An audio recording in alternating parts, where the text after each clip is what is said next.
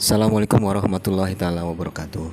Waalaikumsalam warahmatullahi taala wabarakatuh. Alhamdulillah berjumpa kembali dengan saya Khalifah Haji Muhammad Suhadi Al-Walidin pada channel Buya Pasaman Timur dalam Makom Majelis Zikir Ma'rifatullah.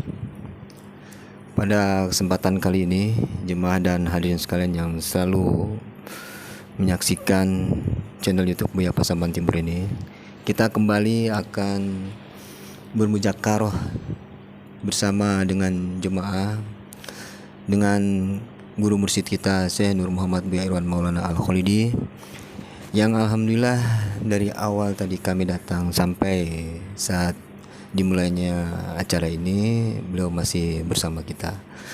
Kita sapa dulu beliau. Assalamualaikum warahmatullahi taala wabarakatuh. Waalaikumsalam warahmatullahi taala wabarakatuh. Hadirin pemirsa sekalian yang selalu menyaksikan channel YouTube Buya Pasaman Timur ini, pada kesempatan kali ini saya mungkin mewakili beberapa jemaah dan pemirsa yang ingin mengetahui mendalami lagi perihal salah satu tausiah guru kita yang pernah tayang di channel YouTube ini, yang mungkin nanti kita akan simak kembali, mungkin juga bisa lebih memperdalam atau lebih jelas lagi apabila ini dimuzakarahkan. Karena di saat muzakarah itulah akan terbuka, biasanya terbuka semua yang kurang kita pahami, insyaallah. Baiklah, kita mulai saja. Assalamualaikum warahmatullahi taala wabarakatuh. Waalaikumsalam warahmatullahi taala wabarakatuh. Alhamdulillah Bu ya. Ada beberapa, mungkin salah satunya lah Bu ya, pertanyaan dari pemirsa, mungkin lebih jelasnya jemaah di Majelis Zikir Ma'rifatullah ini yang sering menyaksikan tayangan-tayangan YouTube Bu ya. Ada yang ingin dia lebih jelas lagi perihal salah satu tausiah Buya, kalau tidak salah judulnya berwudu dan diwudukan, berwudu atau diwudukan, itu Bu ya. Di sini ingin kejelasan antara berwudu dan atau diwudukan ini pada intinya kodat-kodat yang mana yang sebenarnya yang berwudu, atau kalaulah itu diwudukan, kodat mana yang diwudukan. Lalu di manakah posisi kita sebenarnya? Kurang lebihnya seperti itu Bu ya. Jadi itulah yang ingin dipertanyakan, mohon kejelasannya Bu ya. Insyaallah. Bismillahirrahmanirrahim. Dalam kajian hakikat wudhu yang pernah ditayangkan atau pernah dipelajari, itu memasuki masa taharoh, perlakuan wudhu oleh rohani. Kenapa? Kita kan tahu menuju perbuatan rohani marhalah muqarabah. Ibadah itu marhalah muqarabah, berarti perbuatan rohani. Makanya terjadilah munajat wudhu.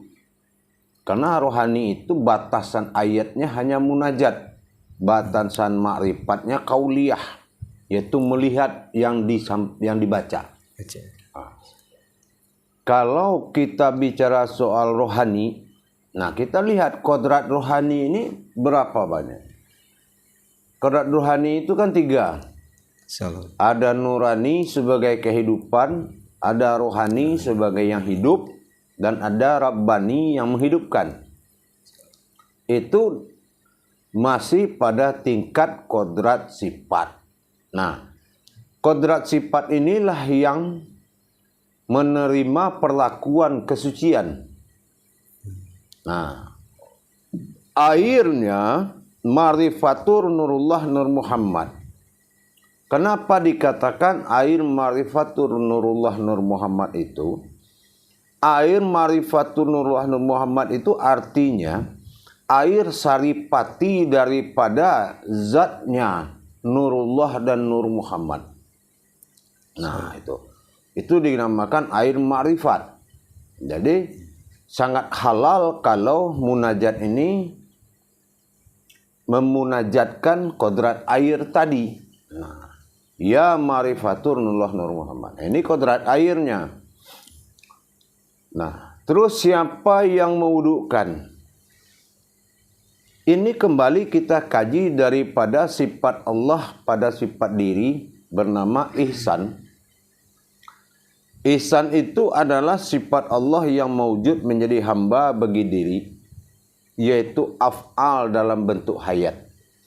Af'al itu adalah gerak. Ya, af'al itu adalah gerak, gerak itu adalah hayat. Hayat itu adalah hidup. Jadi karena melakukan perbuatan 3 kali, maka terjadilah gerak, af'al. Nah, yang jelas af'al itu adalah af'alullah. Kalau af'alullah berarti geraknya Allah. Ya. Jadi bagaimana kita mendapat perlakuan dari Allah terhadap sifatnya. Nah, mana kita di situ, kita adalah yang menyaksikan. Mana fungsi Allah, itu yang bergerak dan melihat. Nah, semuanya kita yang menyaksikan, yang melihat. Ya, logikanya begini. Apapun ilmu kita, tidak ada yang mampu kita melihat 3 kodrat itu. Nurani, rohani, rabbani. Pakai mata apa aja nggak bakal bisa. Tapi kalau sudah ma'rifatullah, Allah yang berma'rifat, dia lihat yang 3 itu, kita menyaksikan. Nah, siapa kita? Itulah yang menyaksikan sebuah pandangan. Itulah yang dikatakan diri yang bersaksi. Diri yang bersaksi, penglihatan itu adalah kodratnya diri. Namanya pensaksian. Apa yang menyaksikan? Nah, ini sama. Kayak kita waktu masih bayi, kita dimandikan oleh orang tua. Ya. Nah, Allah memperlakukan kita sama kayak kita diperlakukan oleh orang tua kita. Tapi dalam bentuk wudu. Makanya wudu. Nah, waw itu dia. Alif kasroh 1. U. Dal perbuatan U kasroh 1. Hanya aku yang berbuat kepada diriku sendiri. Itu makanya kalimatnya wudu. Jadi disinilah kita berperasaan dan merasa dengan perasaan. Tetap aja namanya diwudukan. Makanya zohirnya orang meninggal. Zohirnya orang meninggal dunia itu diwudukan. Tapi tidak merubah batinnya. Batinnya tetap aja diwudukan. Nah, seperti hakikat wuduk itu. Nggak ada istilah, tidak ada istilah yang meninggal diwudukan, yang hidup wuduk sendiri. Hukum agama tidak mengikut kepada hukum alam. Harus tunduk kepada hukum alam. Kalau bisa hukum agama ditukar oleh hukum alam, mungkin Muhammad tukar gonta-ganti kiblat dengan Adam. Betul nggak? Adam, saya capek nih melihat titik wujud. Kamu lain titik wujud, saya lagi yang tidak kabri melihat ke maghrib. Kan bisa aja begitu kan? Benar. Nah, jangan kita berpikir dengan logika. Ini sudah keluar logika. Makanya memang beruntunglah orang yang berilmu. Al-Mu'minun ayat 1 ya. Gitu. Jadi pada saat berwudu itu, hakikatnya sebenarnya kita hanya menyaksikan sesuatu yang diwudukan gitu Bu ya, kurang lebihnya seperti itu. Iya kan gitu. Nah, jadi kodrat-kodrat inilah yang selama ini yang seharusnya kita pahami sehubungan, karena ini kodrat-kodrat ini yang akan kita saksikan kan, seperti itu Bu ya. Lalu perihal kodrat yang mewujud dalam posisi ruhani Muhammad ini yang terdiri dari 3 kodrat itu Bu ya. Apakah ini yang dikatakan tubuh fanafilah itu Bu ya? Mohon petunjuk. Iya. Tubuh fanafilah itu kan dikatakan dengan tubuh fana. Nah, dia kan beda nih. Ada tubuh fana, ada dinamakan tubuh sifat. Nanti kalau tubuh fana ini sudah mendapatkan derajat di dalam takbir itu, mendapatkan kodrat, itu dinamakan diri sifat. Kalau di saat fana dia kodrat, dikatakan fana, dia tidak mengalami suatu kehidupan manusia biasa. Dia hanya kehidupan nurnya Allah, zatnya Allah, sirnya Allah, ya kan? Nah, karena apa? Di azan kan sudah dilebur diri ini, kan sudah nggak ada di azan. Nah, kenapa kita tanda tanya lagi di wudhu? Kan gitu. Coba aja kita amalkan azan itu, terus kita langsung ke tempat wudhu, kan nggak berubah dia. Nah, tinggal lagi kita belajar siapa yang mewudhukan. Itulah af'alullah.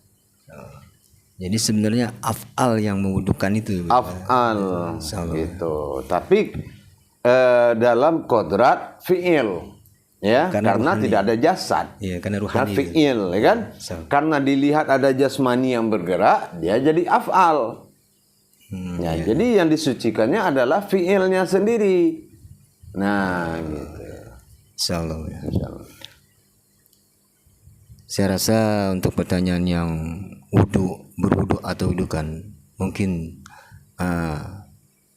jelas Bu ya di situ, insyaallah.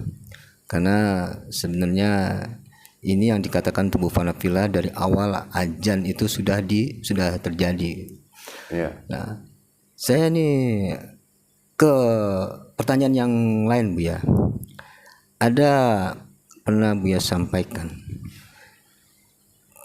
mungkin seperti kata mutiara, tapi sebenarnya menurut saya ini adalah sebuah petunjuk. Ada Buya pernah sampaikan dalam kalam Buya itu, ini mohon petunjuk ya Buya. Janganlah terlena pada satu kitab, tapi lihatlah kodrat dalam hurufnya. Ini memahami untuk kodrat huruf ini bagaimana Buya kalau dalam hakikat. Karena di sini kan kita belajar ma'rifatullah. Kaitannya bagaimana dan hubungannya bagaimana dengan diri itu sendiri Bu ya? Apakah ada hubungannya atau hanya cukup memahami kodrat huruf pada ayat itu sendiri Bu ya? Mohon petunjuknya. Ya, maknanya begini. Kita lihat dalam keseharian. Banyak orang yang terlena dengan amalan, tapi tidak pernah terlena dengan yang mengamalkan. Atau dia kaji semua hakikat sholat, tapi dia tidak kaji diri yang sholat. Itu sholat buat apa? Gitu. Coba kalau diri yang dikaji dulu, akhirnya ketemunya sholat. Nah, kan sudah disampaikan pada tausiah kemarin tuh, bahwasanya bermaknanya alif lam mim menuju sujud itu tidak mudah mengartikan sebuah kata kalau ada alif nyata dan alif tersirat. Kalau dilihat atau dibuat suatu pernyataan, bicaranya enak. Ada alif tersirat, ada alif tersurat. Tapi bagaimana al-kisah terjadinya sembah menyembah ini kalau tidak ada pernyataan antara Allah bersifat aftar dengan Allah bersifat ba'dal pada dirinya sendiri, tidak mungkin ada penyembahan. Nah, benar. Ya.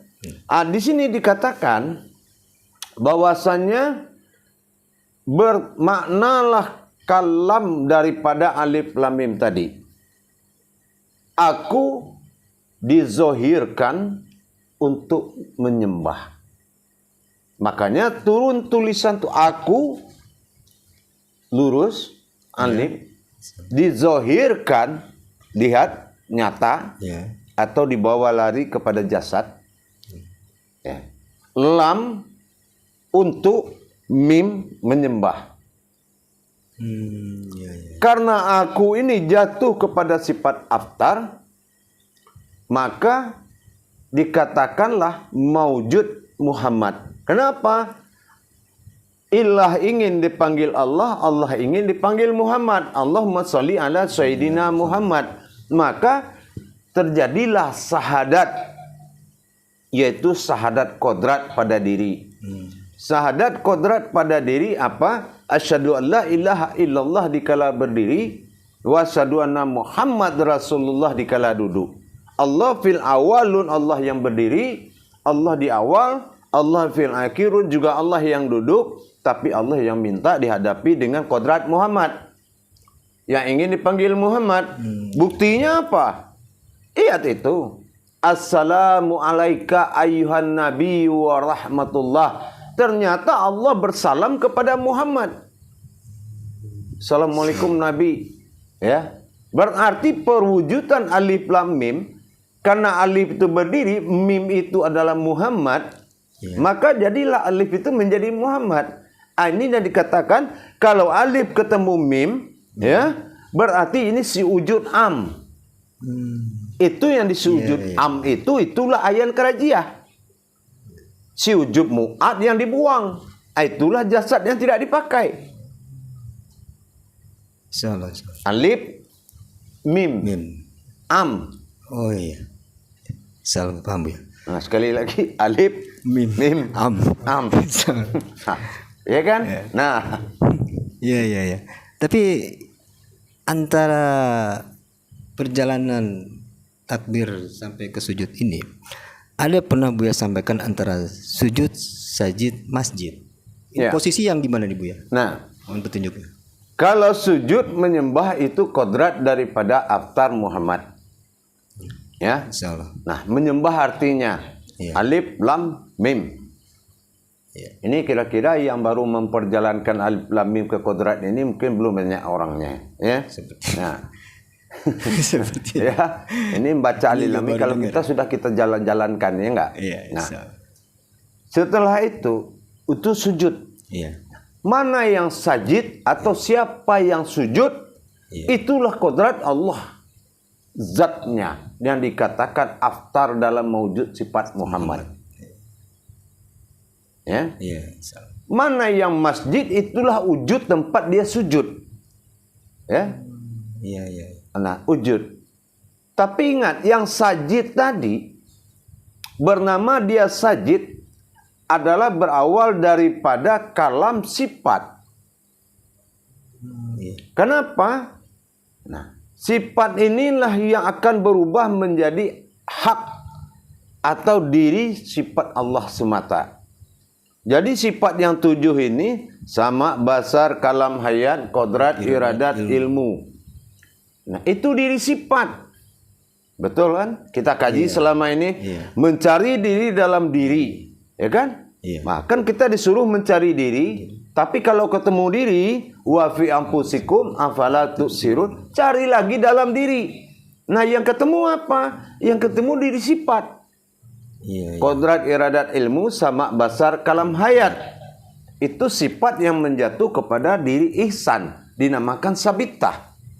Nah, tetapi karena Allah yang maujud yang akan menghadapi, keluarlah hakikat dari diri sifat ini dinamakan al-haqqullah. Diri yang hak, diri yang benar, sebenar-benar diri. Apa diri yang benar dan sebenar-benar diri? Itulah sifat kedua dari sifat yang maujud tadi.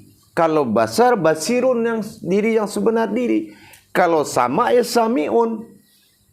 Maka kita harus melebur kodrat itu dalam suatu ibadah dulu, dalam masa zikir, dengan dikatakan la maujudun ilallah. Tidak mudah kita sebut la maujudun ilallah itu, karena harus diikuti oleh 7 sifat. La sami'un illallah, la basirun illallah, la mutakallimun illallah, la hayyun illallah, la qadirun illallah, la hayyun illallah. Setelah terbentuk diri yang hak tadi, nah ini yang dikatakan sajid. Oh iya. Salam. Itu yang menyembah.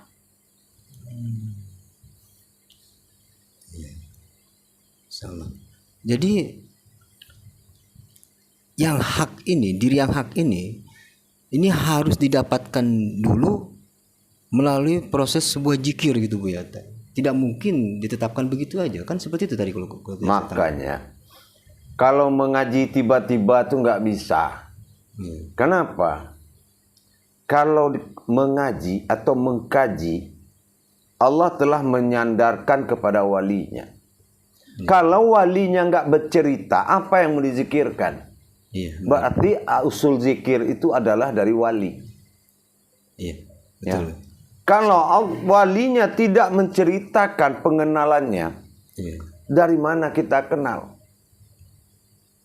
Inilah roh usulullah, roh yang diutus oleh Allah. Makanya di Muhammad dia zat yang diutus adalah ruh bagi Muhammad, tetapi bagi kita ruh yang diutus oleh Allah itulah rohani kita. Itu yang dikatakan telah kuutus rasul-rasul setingkat kamu. Itulah rohani. Roh itu adalah hayat, ani itu kata Allah aku. Rohani itu adalah rohnya aku. Insyaallah. Nah, buktinya apa? Waktu kita membaca Yasin, innama amruhu. Ruhu itu ya rohani.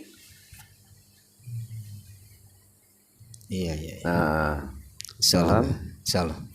Mungkin saya akan memberi juga kesempatan bagi saudara-saudara yang hadir di sini Bu ya, agar terasa hidup menjakar ini. Silakan mungkin bapak-bapak yang ingin bertanya maupun ibu. Selagi masih banyak waktu. Bagaimana? Pak Iwan atau Pak Zul?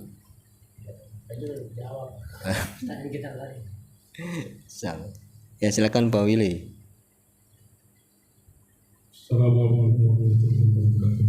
Waalaikumsalam warahmatullahi wabarakatuh. Saya ingin lebih berdalam masalah ma'rifat Allah. Suaranya agak dikencangin. Di dalam mencapai ma'rifat Allah itu tentu perlu tahapan-tahapan. Yang saya belum bisa menangkap semua tahapan itu seperti apa kunci-kunci kita melalui tahapan untuk mencapai ma'rifat Allah itu. Ya, insyaallah. Tahapan-tahapan dalam mencapai ma'rifatullah itu ada beberapa syarat. Pertama, harus adanya kenaikan derajat daripada rohani dengan meningkatkan amalan.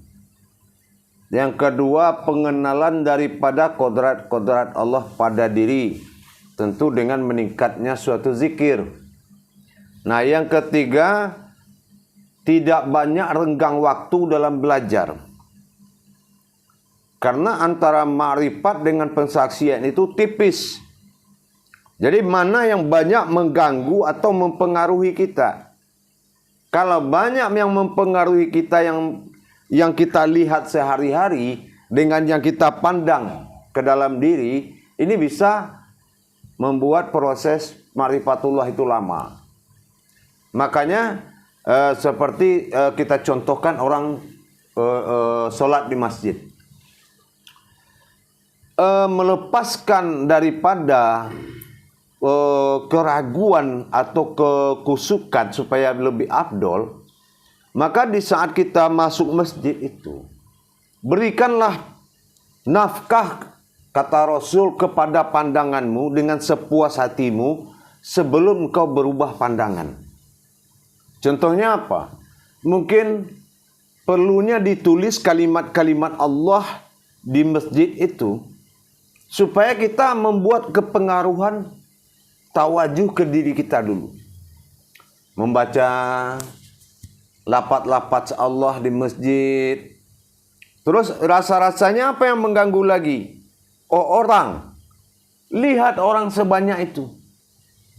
Kita tatap dulu jemaah itu sampai kita puas. Jadi untuk mendapatkan kebenaran ma'rifatullah itu perlu pembentukan diri.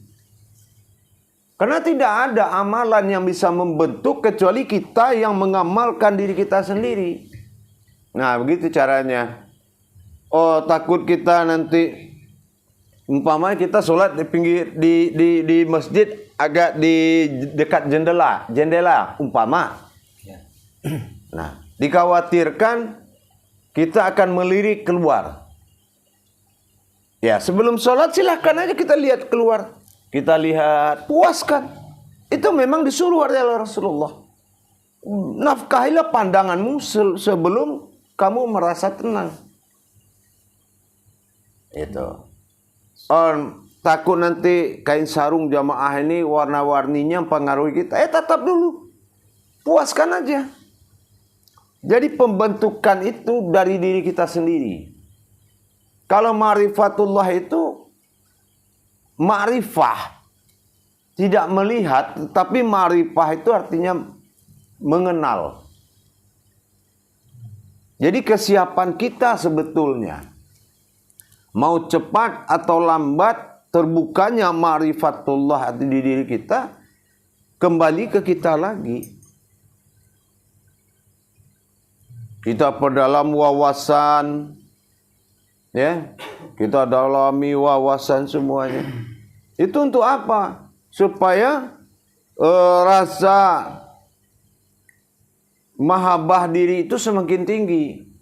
Tapi kalau pengenalan wawasan kita kecil, apalagi dengan derajat rohani. Rohani itu biasa mengamalkan amalan-amalan sunnah yang tidak membentukkan makrifat. Ini sangat berbahaya. Ya. Amalan-amalan sunnah tidak akan membentuk rohani, tapi mententramkan rohani agar kita menikmati keindahan-keindahan hakikat Islam itu. Sama. Paham? Nah, perlu konsep-konsep seperti itu, ya. Belajar gitu. Jadi jangan kita fasik. Ada amalan enggak untuk bermakrifatullah? Enggak ada. Ya. Satu lagi. Ya. Buya tadi jelaskan itu sunnah-sunnah yang saya amalkan biasanya itu sunnah-sunnah itu saya laksanakan kan, misalnya sebelum masuk masjid kan, kalau dia kan kita ada munajatnya kan, munajat. Kalau saya juga saya lakukan itu di masjid yang tempat saya sholat itu bukan tulis ada doa masuk masjid. Iya. Itu saya lakukan itu ya. Terus setelah masuk masjid, sebelum saya duduk, saya lakukan sunnah juga, sholat sunnah. Namanya sholat sunnah tahiyat masjid. Nah, Itu bukan sunnah, namanya sunat. Sunat. Ya. Sunnah itu sunat. Sunat itu sunnah yang untuk ibadah. Toh itu ibadah artinya. Yang sunnah itu apa? Riwayat daripada sahabat Nabi, riwayat daripada kajian-kajian para zaman Nabi. Itu yang sunnah. Yang diangkat takbir dia nggak ada, itu sunnah. Sunnah dalam suatu riwayat, sunnah dalam suatu jabariyah. Contoh, kalau Imam Syafi'i begini sholat ini, kalau Imam Mahdi begini, salah. Akhirnya kita berantem, kan? Berarti kita sudah terbawa sunnah. Tapi kalau membaca doa, melakukan sholat sunat, itu bukan sunnah, sunat. Dia satu huruf akan membedakan makna. Ya, satu huruf membedakan makna. Paham? Insyaallah. Ada lagi kira-kira? Bapak, silakan Pak. Waalaikumsalam warahmatullahi wabarakatuh. Kita fokus tadi wudu ya. Kita kan wudu ketahui kita berdasarkan 3 kodrat itu. Kuatin suaranya. 3 kodrat kita. Tapi secara prakteknya yang ini kan kejaksaan kita pakai kodrat yang membatalkan misalnya. Nah, sekarang secara hakikatnya kita bersihkan kodrat yang telah suci tadi ya, kita ulang suci. Penyebabnya apa kok diulang lagi batal? Sedangkan yang batal kan amaliyah kita ya, misalnya simbolan buat amaliyah. Bahkan yang kita ulang wudhu itu hakikatnya yang tiga suci di dalam diri yang tiga itu ya. Nah, sekarang hubungannya apa? Secara hakikatnya dalam diri kita. Yang diulang yang mana? Kita berudang dulu misalnya. Nah, kalau menurut saya kan misalnya secara hakikatnya kan diri yang tiga itu suci, diri Allah sendiri menyucikan dirinya gitu. Ya, tidak perlu ada perintah sholat kalau memang tidak ada wudhu. Karena perintah sholat kita akan melakukan kauniyah, hubungan rohani dengan Allah. Disitulah dasar wudhu. Ya, sama dengan subhanallah. Ngapain diamalin? Allah itu sudah suci dari dulu. Tapi karena kita ingin beribadah, maka kita menjalankan adab-adabnya. Nah, dan ketentuan adab Allah, sholat itu ditentukan oleh wudukmu. Kan begitu. Nah, karena apa? Karena menghadap Allah. Perintah ibadah. Nah, adabnya seperti itu. Ada yang lebih mudah lagi supaya tidak berwuduk. Ngapain sholat? Ngapain menghadap Allah? Bukankah kita sehari-hari dengan Allah? Iya.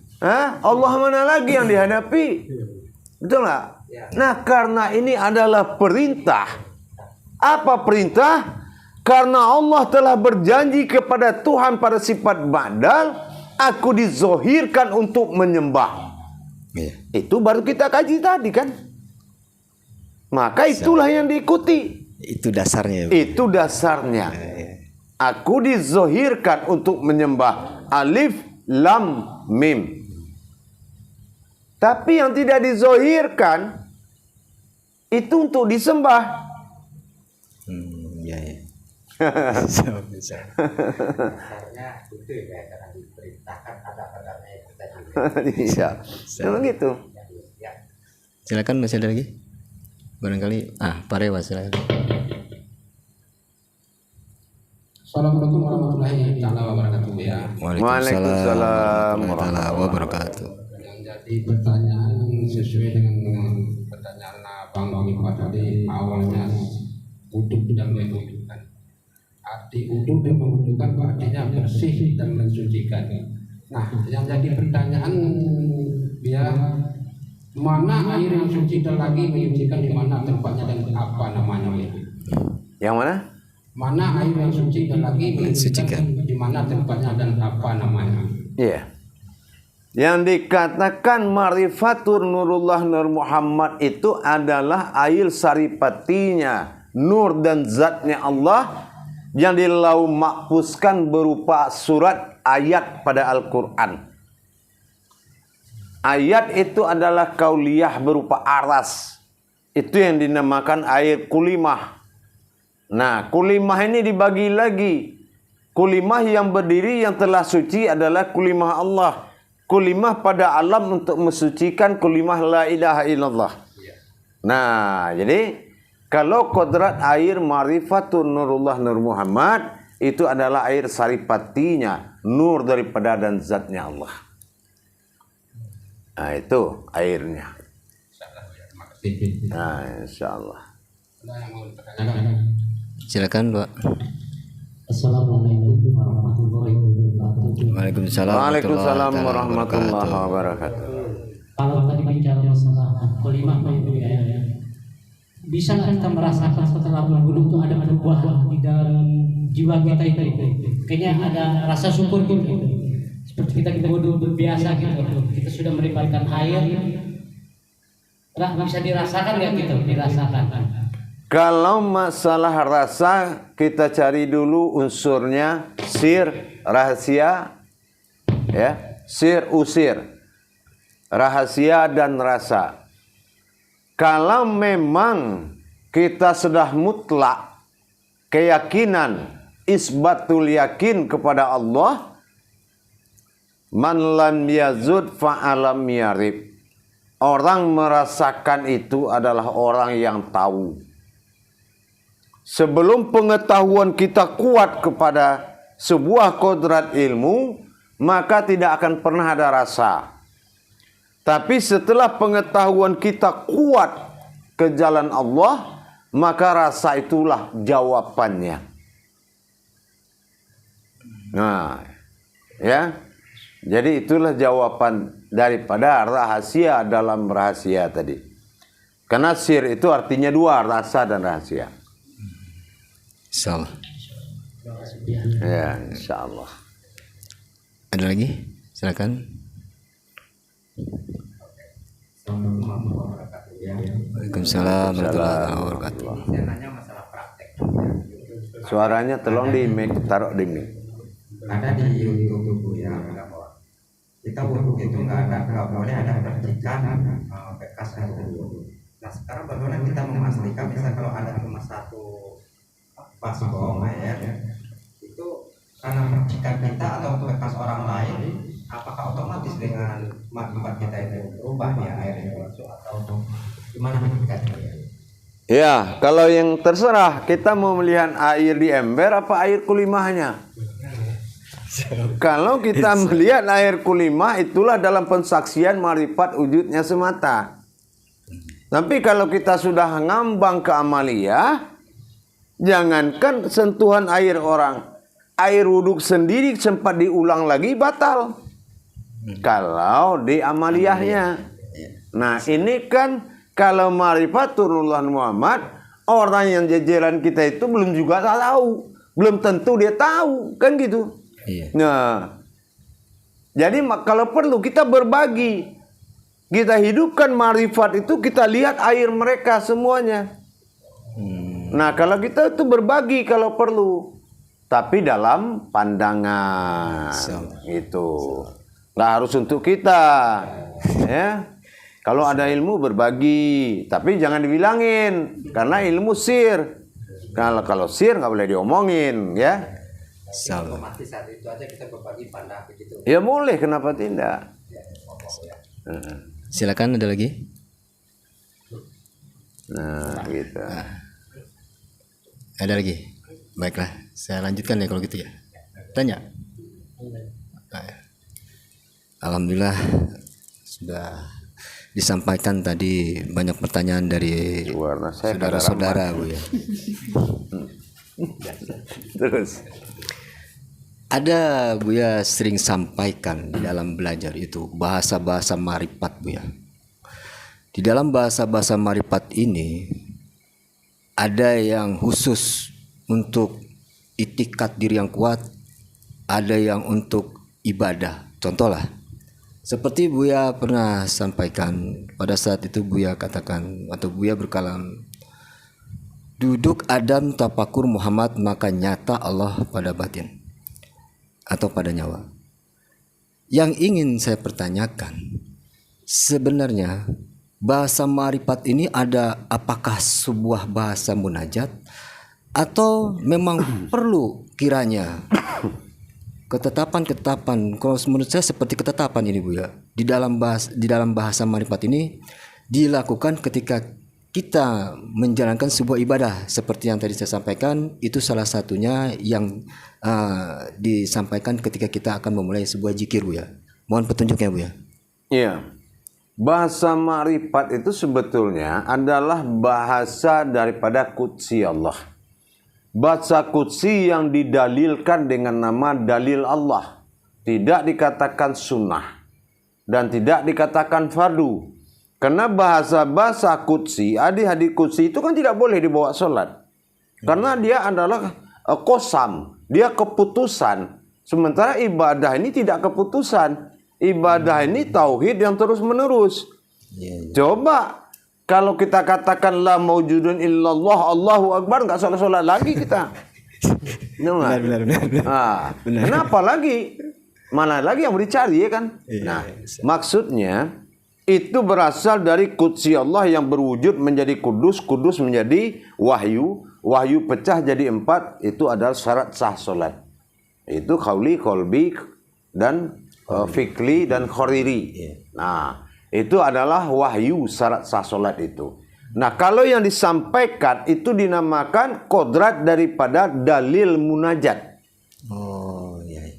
Dalil daripada munajat. Seharusnya munajat kan tidak boleh diucapkan. Iya. Ya, bahasa rohani dengan Allah namanya munajat. Tiba-tiba kita keluarkan, maka dia menjadi dalil Allah. Iya. Kan ada dalil ini, dalil nagli, dalil akhli. Nah, dalil Allah. Kalau dalil Allah ini adalah kita mengkalamkan kalamku, kalam Allah semata, kan gitu. Iya. Nah, itu dalil Allah, dalilullah. Dikatakan dalilullah. Ya, gitu. Jadi itu makanya ada bahasa ma'rifat.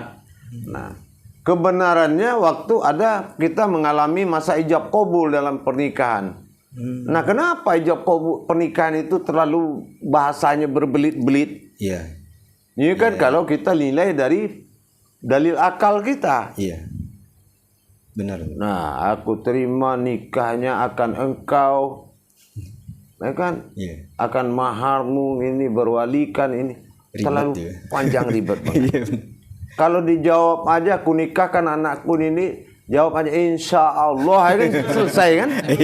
Nah, tapi kenapa kita diwajibkan mengeluarkan dalil-dalil Allah? Karena semua kejadian agama ini adalah dari kutsinya Allah. Makanya dia menciptakan dalil Allah. Situ kaitannya, Be. Ya, begitu. Insyaallah. Alhamdulillah, Be. Kembali lagi saya kasih kesempatan, masih ada yang mau bertanya? Cukup. Jadi kiranya mudzakarah pada kesempatan kali ini cukup di sini, Bu ya. Namun seperti biasa nih, Bu ya. Ketika di ujung acara saya pun ingin mendengarkan kembali nasihat dan petua, Bu ya. Mohon petunjuknya, Bu ya. Ya, insyaallah. Nah, nasihat saya cuma itu aja.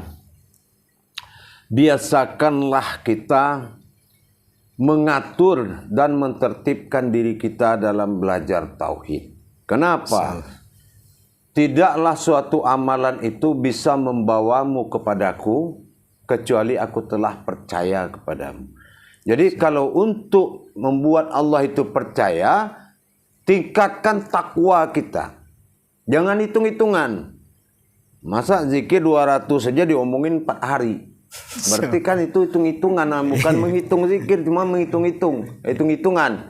Jadi nggak ikhlas namanya gitu. Jadi jangan kita membesarkan sesuatu apa yang kita perbuat kepada Allah, tapi besarkanlah sesuatu yang telah diperbuat Allah kepada kita. Insyaallah. Gitu, insyaallah ya. Insyaallah. Alhamdulillah para pemirsa jemaah sekalian yang masih menyaksikan channel YouTube Buya Pasaman Timur ini. Demikianlah tadi mudzakarah kita dengan guru mursyid kita Syekh Nur Muhammad Buya Irwan Maulana Al-Khalidi.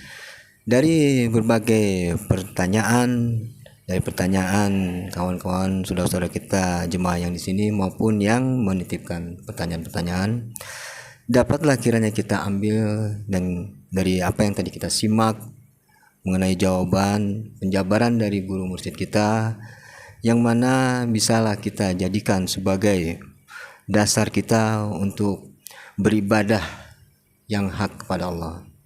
Kiranya pertemuan mudzakarah pada malam kali ini dan di kesempatan saat ini cukup sekian. Billahi taufiq wal hidayah. Wassalamualaikum warahmatullahi taala wabarakatuh. Waalaikumsalam warahmatullahi taala wabarakatuh.